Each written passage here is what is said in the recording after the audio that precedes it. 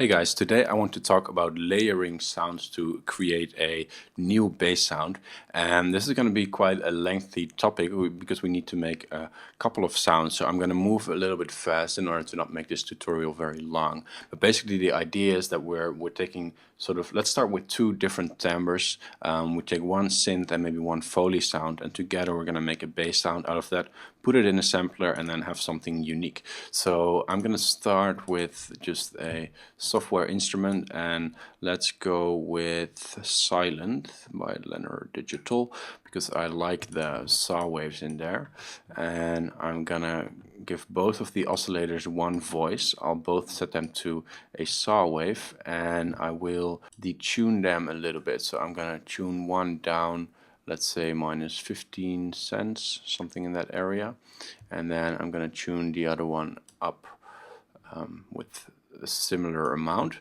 and then one is going to be panned all the way left and the other one is going to be panned all the way right. And then of course we need to put a note in here. Let's set this a little bit lower, and let's sample a C2 note and just make a nice long note there. And we can drop the octaves one more. And then let's add a phaser to this, because I happen to like this phaser quite a lot.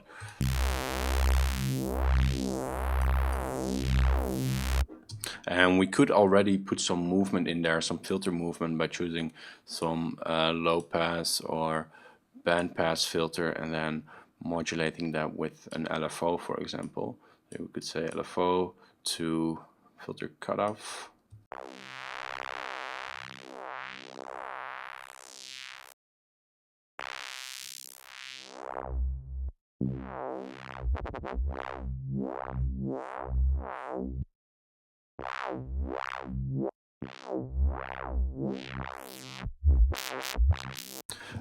But actually I think I'm not going to do that for now. I just want this plain wave because we're going to filter it later with the new layer in it. We need to bypass that one. Alright, I'll actually make this a little bit longer still.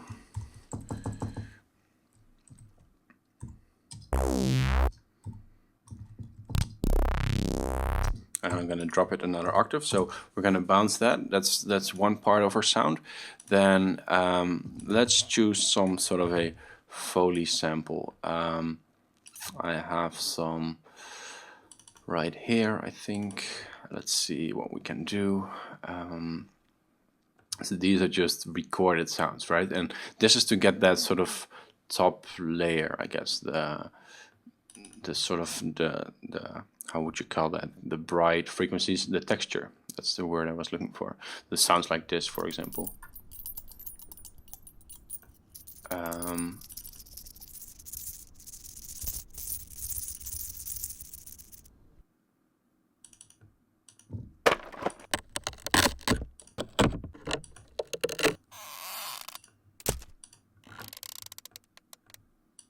This might be nice.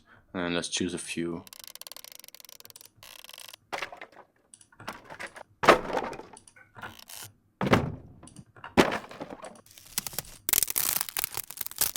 This one I like even more.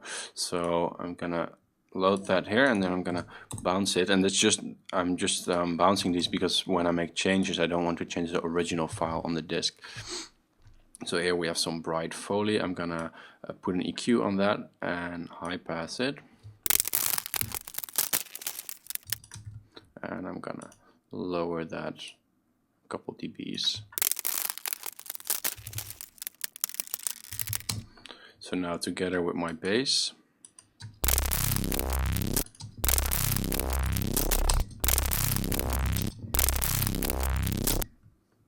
And then just for fun, let's put one other sound in there, which is going to be sort of the stereo aspect in the mid frequency. So I want sort of a unison sound. For that, I'll choose my ES2, this old Logic synth we have here, which is still very valid. And I'm going to raise this an octave. And I'm going to set that to unison to get that wide sound.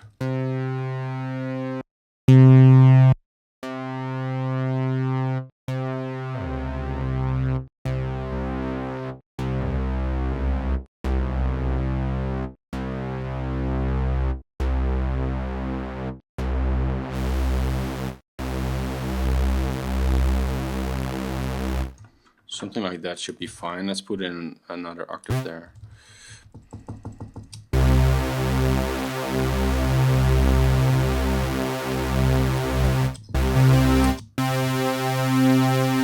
And let's also put some reverb on there. Why not?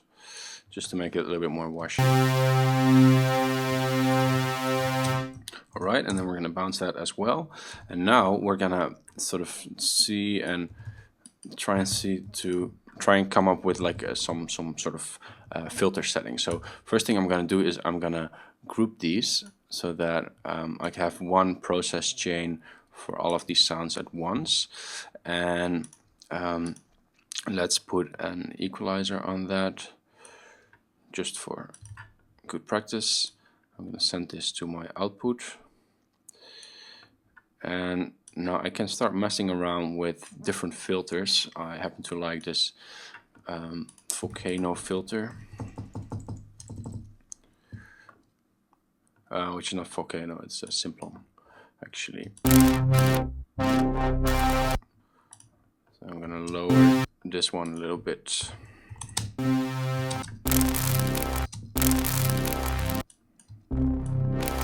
And I think I'm gonna let this one come in a little bit later, so I'm gonna put a separate filter on that track.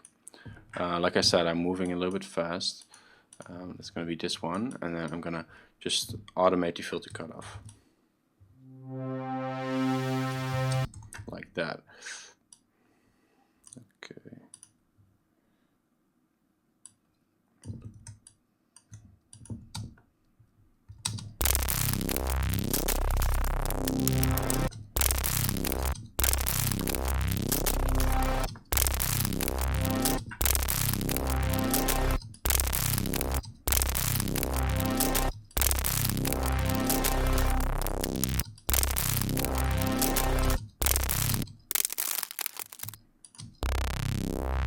And for this low sound, I'm gonna put a little bit of a distortion on it, and I'm thinking trash, which is technically a wave shaper. I can create multiple bands here, and then I can wave shape those different bands differently. Like I can use something for my high band, and then let's use something like this for my middle band. So these are different wave shape algorithms here, and I'll use some tape saturation on my low end.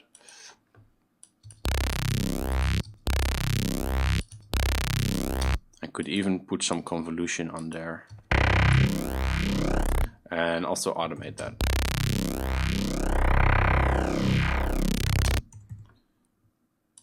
Did that work? Yes.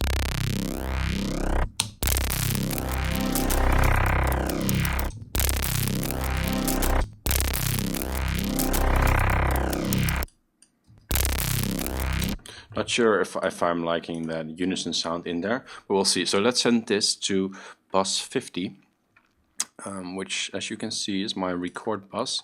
And then I'll open a new audio track. I'll set the input to bus 50 so that we can record this thing. All right, I'll just hit record, make sure. Yeah, that's fine.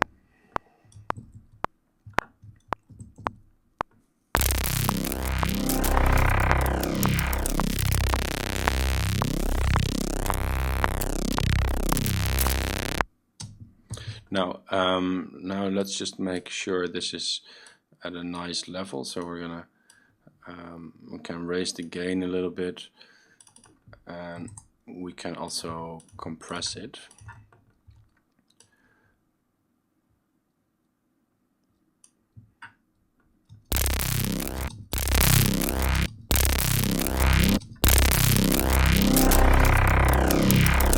A really nice compressor, by the way, that I like to use for this kind of stuff is by X4 Records, this OTT, which is a free compressor, very aggressive multi-band sound.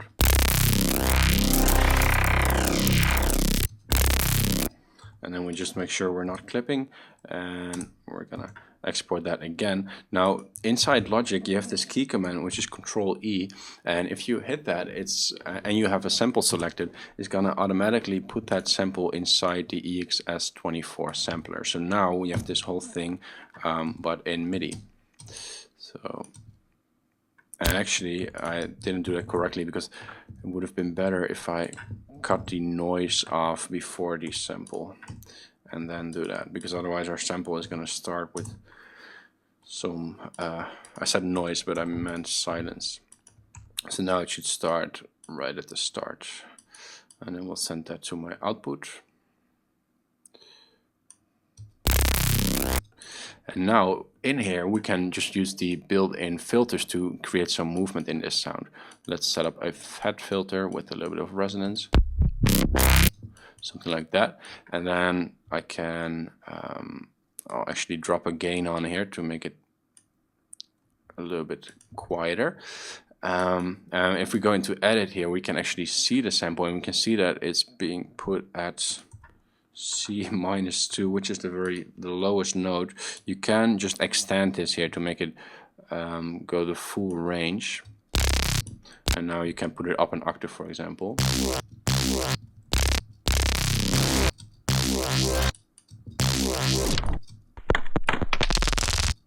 And then you can adjust the range here, so you can say C0, for example.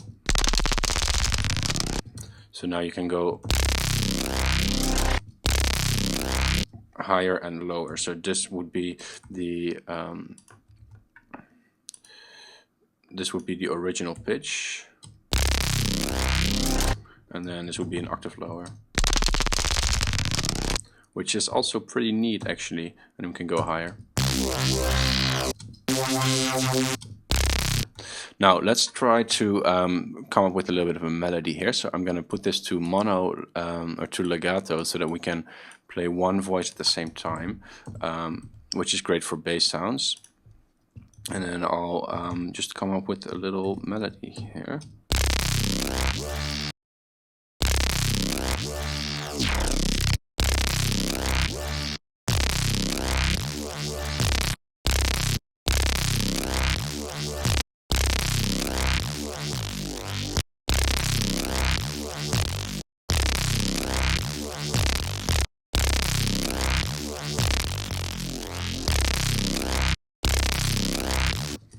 Okay, so we'll go, we're writing in C, and we'll go 1, 4, actually let's go 1, 6, 4, 5 for our bass line, very common, and then we'll add some little sort of filler notes in between there. So let's see, somewhere there maybe. There.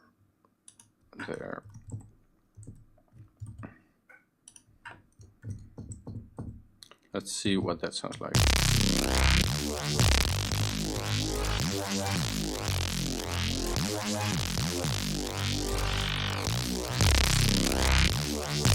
Okay, and now we just I'm gonna limit the velocity range a little bit here, and then we're gonna do our filter automation. So let's what should we do? Let's just automate this in a regular way. So I'll enable my ledge automation.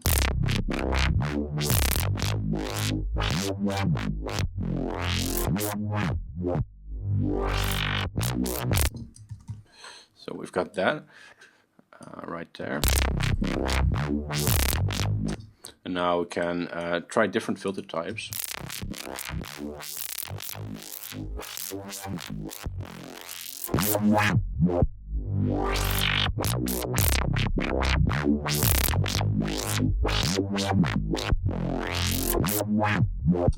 And we could now bounce this again with the new movement in there,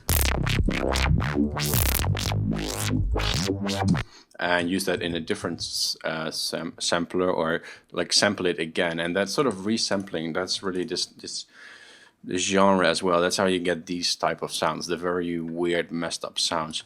Actually, one thing that I want to do to take it one step further is I want to bounce this to my just to my project folder, and then like you could stop right here. I just want to do one more example. So I'm gonna load this into Alchemy and open up Alchemy, and I'm gonna import an audio file there, and I'm gonna find my project folder, which is all the way that's far away. It's gonna be here. Actually, I'm gonna make it a little bit simpler for myself. I'm gonna export this to my desktop.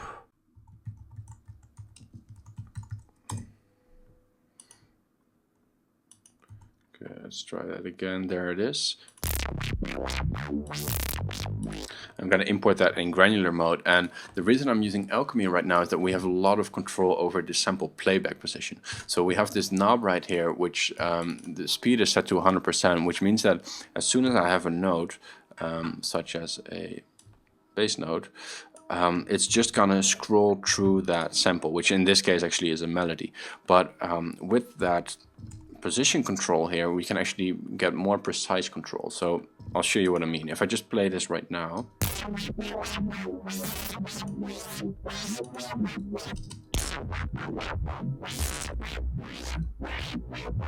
we get a slightly messed up sound. But now if I set my speed to 0, it's gonna freeze the sound. And now I can control the position with something else. So I could add let's add just a performance control to this, which are at the bottom right here. I'll give that a little bit of a range, and now we can automate that to get completely different sounds.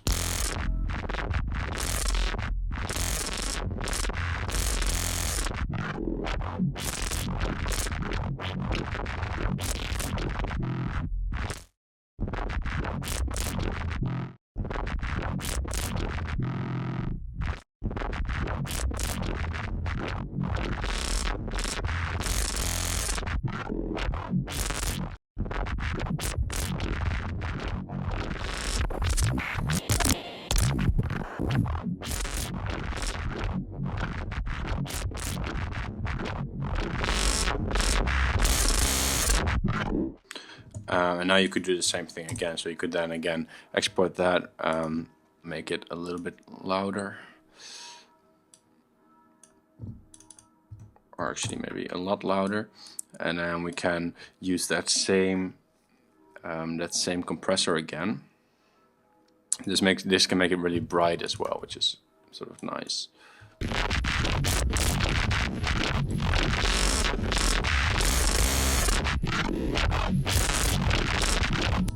And then you can use some auto filter, like for example, if I choose something different, I can use a filter freak filter by Soundtoys as well, and then I can put one of these to be a bandpass filter, maybe the other one a low pass filter, and I can give it some rhythm.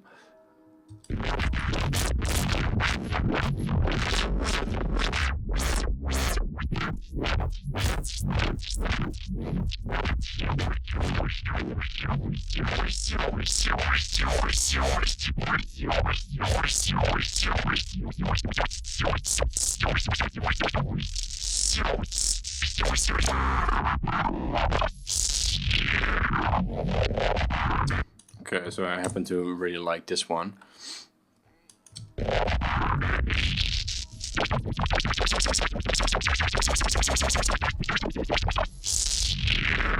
And then to mess it up further, you could add a phaser to this, which is quite a common thing to do, such as Phase Mistress. Really nice sound, this one.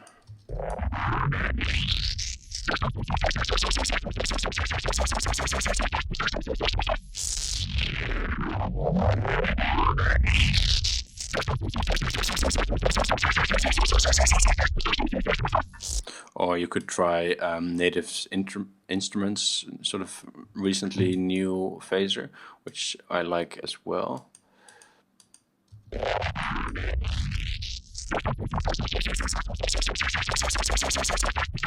And the idea is that you keep sort of processing and distorting it.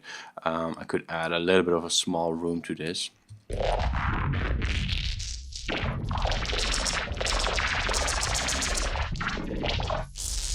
And you just keep exporting, processing, exporting, processing until you have something that you like. And in this case, I actually already like this one. I could now time stretch it to get it even weirder.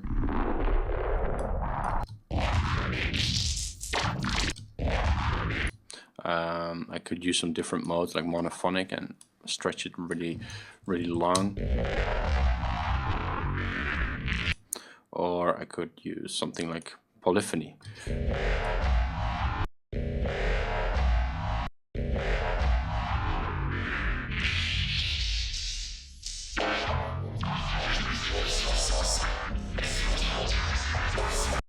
Right, so that's a method of getting a sound with a lot of movement, a lot of texture, which, to be honest, these are difficult sounds to make in a tutorial, because normally I would really tweak the automation and stuff like that, and it gets like, it can be a process of an hour or two. So I just wanted to quickly show you the idea, and hopefully that's enough for you guys to get going with this yourself. Now, if you would like to more about this, or when you are interested in private lessons, you can always book a session with me through the link below.